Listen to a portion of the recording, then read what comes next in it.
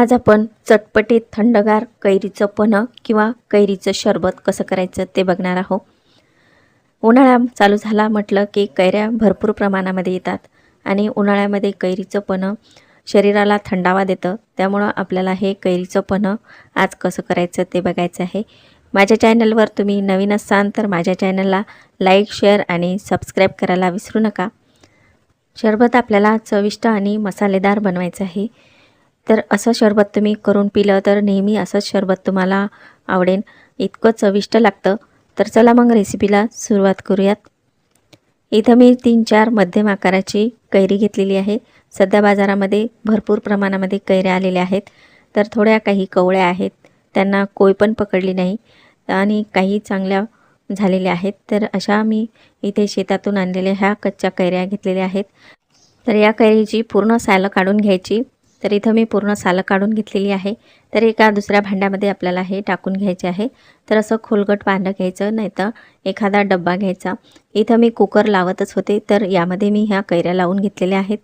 तर कैऱ्या मस्त आपल्याला शिजून घ्यायच्या आहेत। तर इथं मी कैऱ्या मस्त अशा शिजून घेतल्या आणि छान अशा शिजलेल्या आहेत।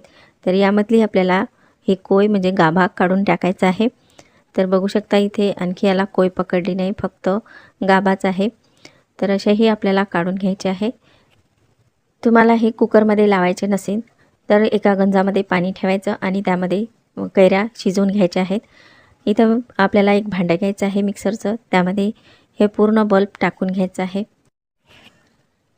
आणि यामध्ये आपल्याला काही मसाले टाकून घ्यायचे आहेत। तर इथं मी 1 वाटी चिरलेला गूळ घेतलेला आहे। तर हे गूळ आपण यामध्ये टाकून घेऊया आणि अर्धी वाटीला कमी म्हणजे 3 ते 4 चम्मच इथं मी साखर घेतलेली आहे। तर ही साखर आपण यामध्ये टाकू। तुम्हाला हे दोन्ही मिक्स करायचे नसतील तर तुम्ही गूळ किंवा साखर पण टाकू शकता। तर इथं मी अर्धा चमचा काळं मीठ घेतलेलं आहे, ते टाकायचं। अर्धा चमचा इथं जिरं पावडर घेतलेली आहे। तुमच्याकडे जिरं पावडर नसेल तर साधं जिरं घेतलं तरीही टाकू शकता। आणि इथं सेंधव मीठ घेतलेलं आहे, तर 2 चम्मच सेंधव मीठ टाकायचं। याला थोडासा छान असा सेंट किंवा फ्लेवर येण्यासाठी आपल्याला 2 विलायचीचे दाणे टाकायचे आहे। आणि इथं मी पुदिना घेतलेला आहे, तर यामधला आपण 4-5 काड्या टाकून घेऊया। जास्त पण पुदिना टाकायचा नाही, नाहीतर त्याने शरबत करसड लागू शकतं। तर हा आपला सर्व मसाला यामध्ये टाकून झालेला आहे आणि हा आपल्याला मिक्सरला लावून बारीक करून घ्यायचं। तर इथं मी मस्त असं बारीक करून घेतलेलं आहे। आपण यामध्ये पाणी टाकलेलं नाही, बिन पाण्याचंच आपण हे बारीक करून घेतलेलं आहे। तर हे यामधलं मी थोडंसं काढून घेत आहे। तर यामधलं आपल्याला थोडं काढून घ्यायचं आहे आणि थोडं या मिक्सरच्या भांड्यामध्येच ठेवलेलं आहे। तर इथं आपल्याला पाणी टाकून घ्यायचं आहे। तर मी अर्धा ते पाऊण ग्लास यामध्ये पाणी टाकून घेतलं आणि हे आणखीन आपल्याला फिरवून घ्यायचं आहे। तर बघू शकता आपलं हे शरबत तयार झालेलं आहे। बाजूला ठेवूया आणि आपण यामधलं काही काढून ठेवलेलं होतं, तर ते असं काचेच्या बॉटलमध्ये भरून ठेवायचं। तर हे फ्रीजमध्ये ठेवायचं आहे। फ्रीजमध्ये हे चांगलं 1 महिना टिकतं।